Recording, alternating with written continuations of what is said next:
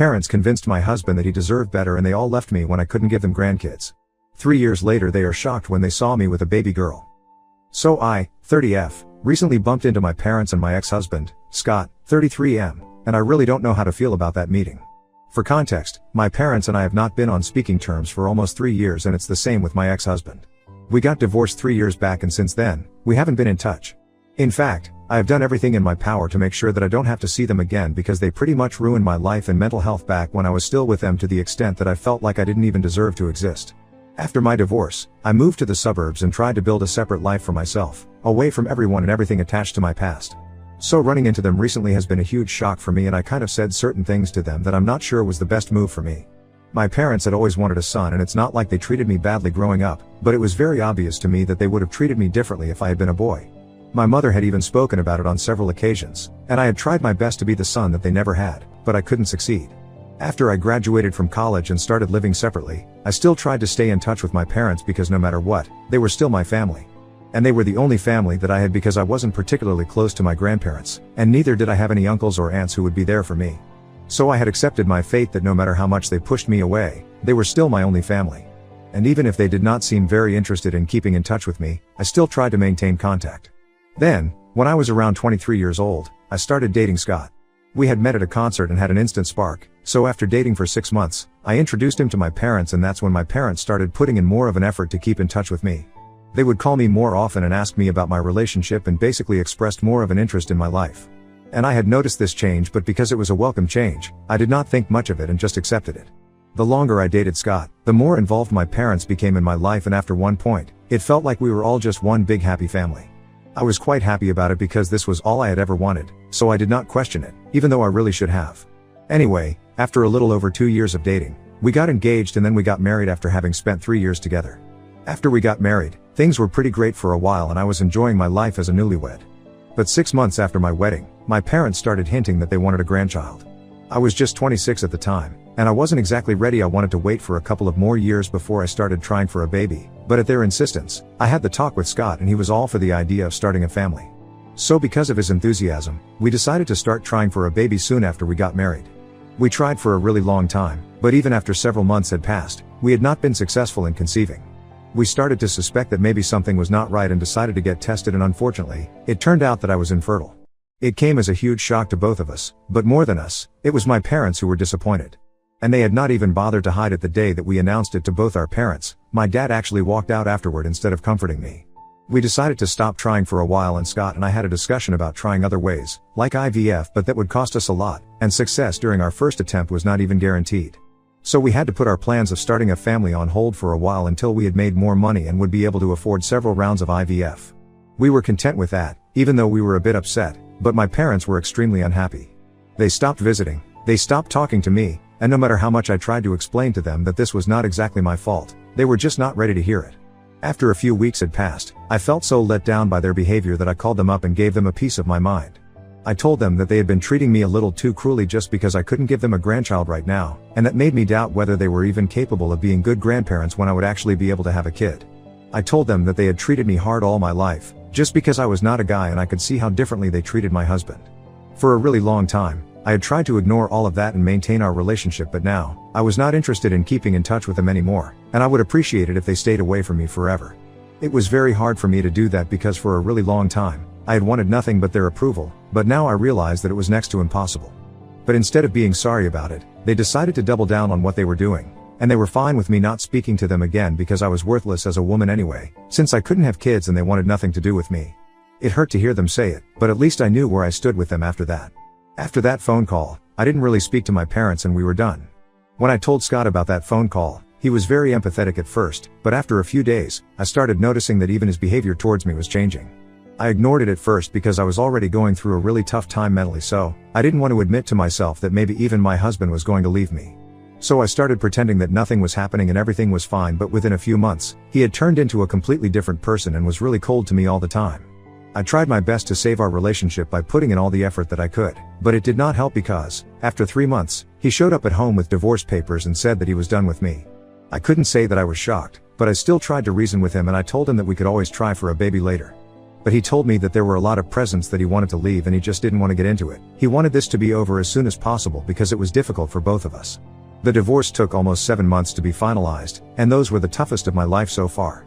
I was completely on my own and I had really broken down.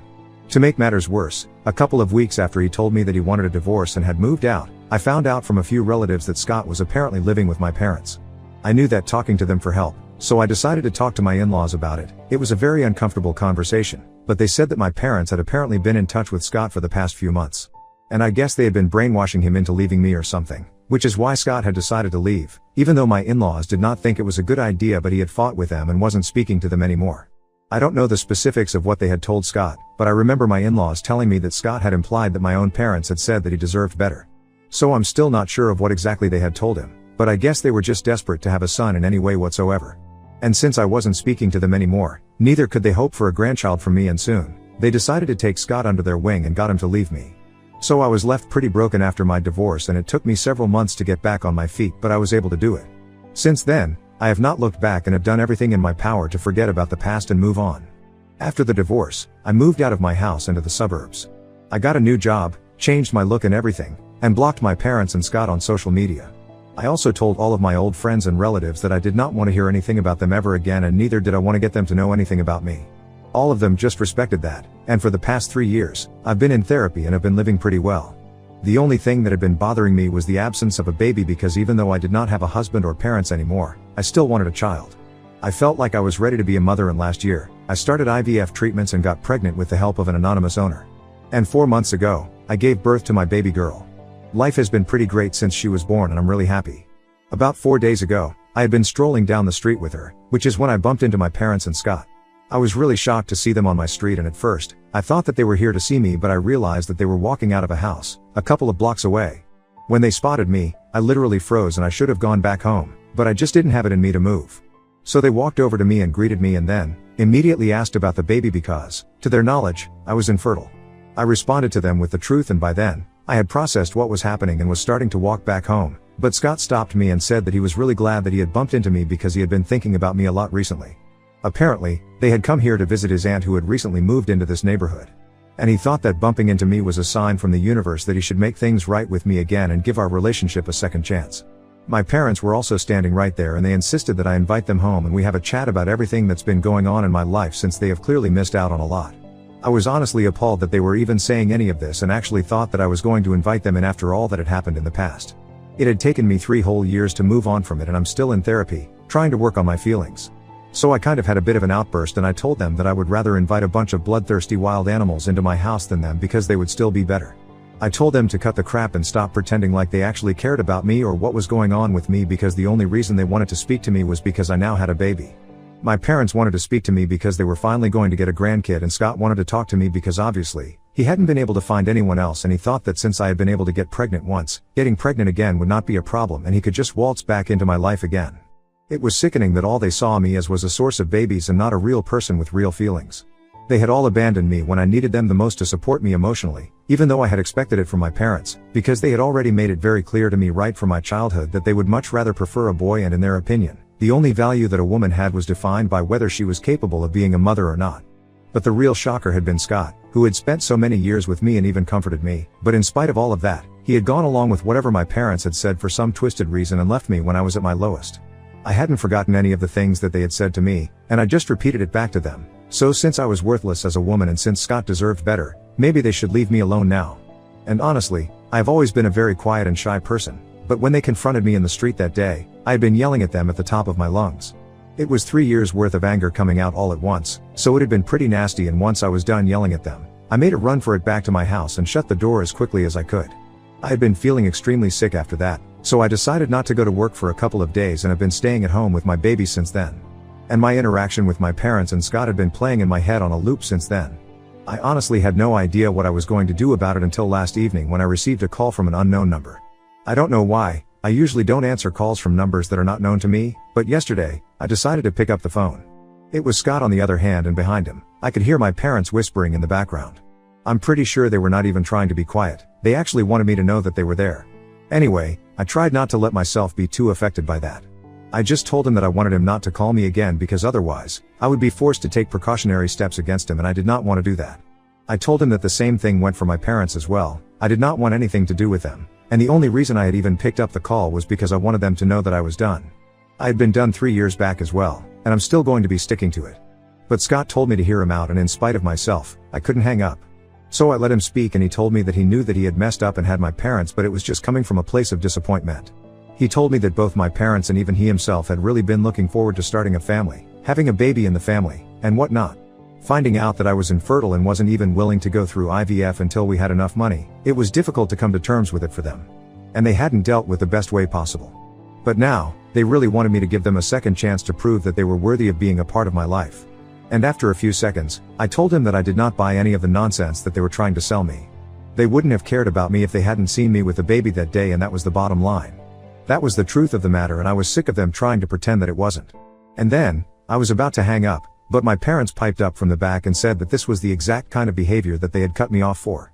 Apparently, they believed that I had been very selfish and was only thinking about myself when I found out that I was infertile.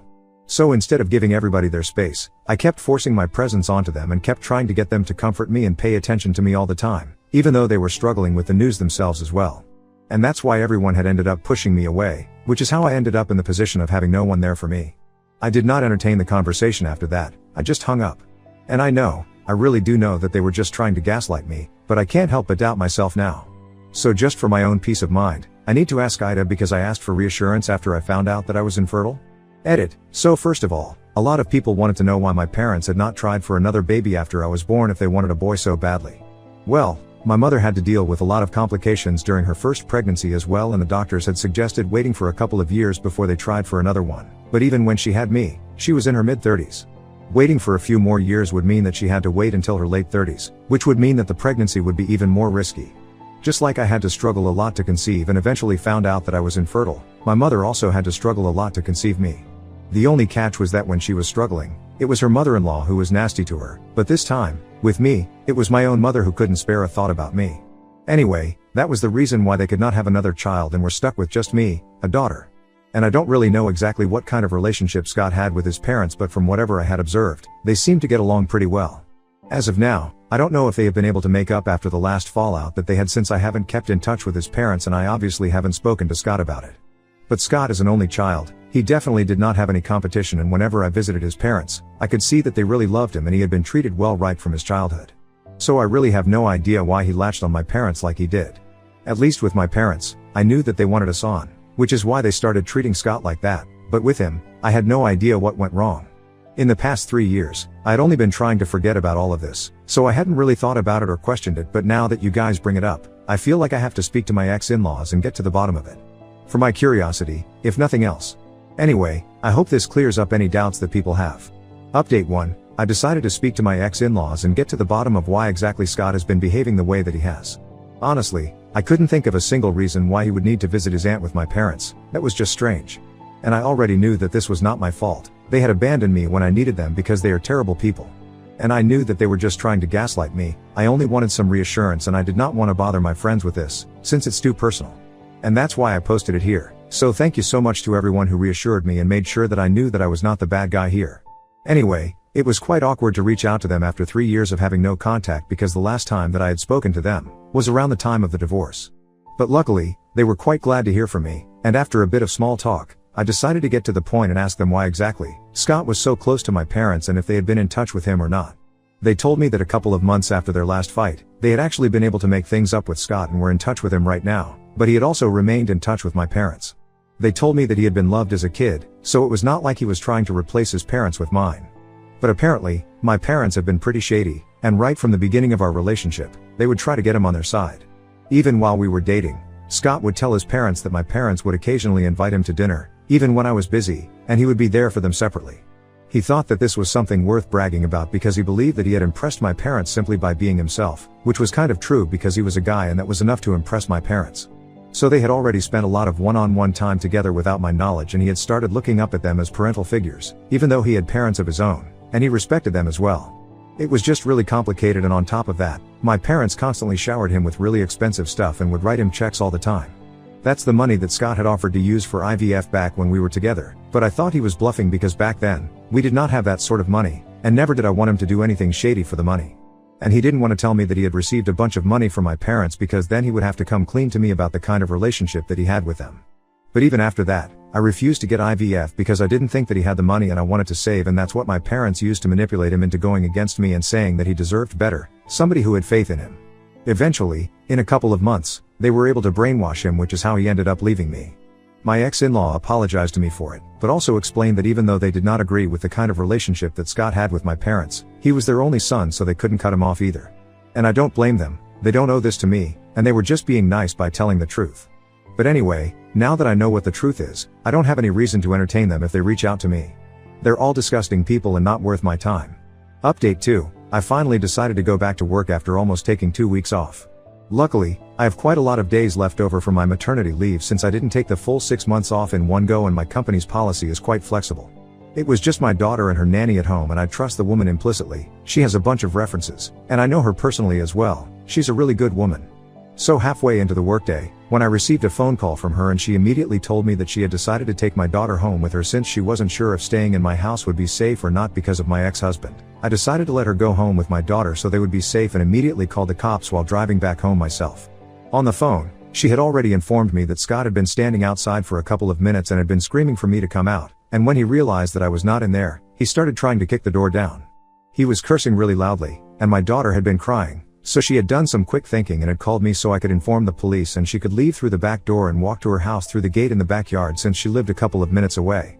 And while I dealt with my ex-husband and the cops, at least my baby would be safe and sound. Honestly, kudos to her because her top priority was my child's safety and well-being, and that's how it should be. Anyway, once I got home, the cop had already arrived, and it was very obvious to me that Scott had been drinking. It was weird because it was just around 12 in the afternoon and that was no time to be drunk, but there he was. I decided to press charges against him because he had really pissed me off and I wanted him out. Also, this would give me an excuse to get a restraining order against him because he was clearly losing his marbles.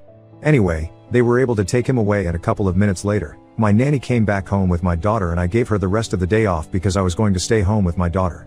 I guess I'm gonna have to take a couple more days off from work, but I'm not really complaining since I get to spend it with my favorite person.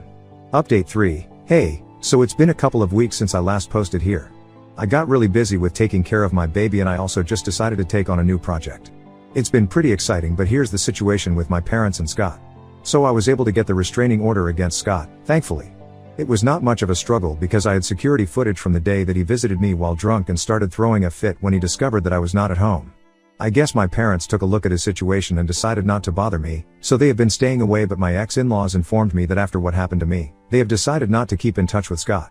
He had apparently been having a hard time finding other women, even though he really wanted to start a family. He can't do that without a partner, and he doesn't like the idea of adopting. So maybe that explains why he was acting out the other day, but it doesn't mean I have to forgive him. Especially not after whatever he has put me through, and that includes my parents as well. That doesn't mean that they have shut up about the situation though. They are very much still trying to badmouth me to my relatives, and it's just sad because it's really not working. Everyone knows that they were the ones who did the worst thing possible to me, and now, they are trying to pretend like they are the victims here. That's not how it works, and they had to learn the hard way. Anyway, I'm glad that they are never going to be able to have any contact with their grandchild. I'm just not gonna allow it. My daughter and I are going to lead a wonderful life together without anyone bothering us. And I'm definitely going to be a much better parent than the ones that I had as an example.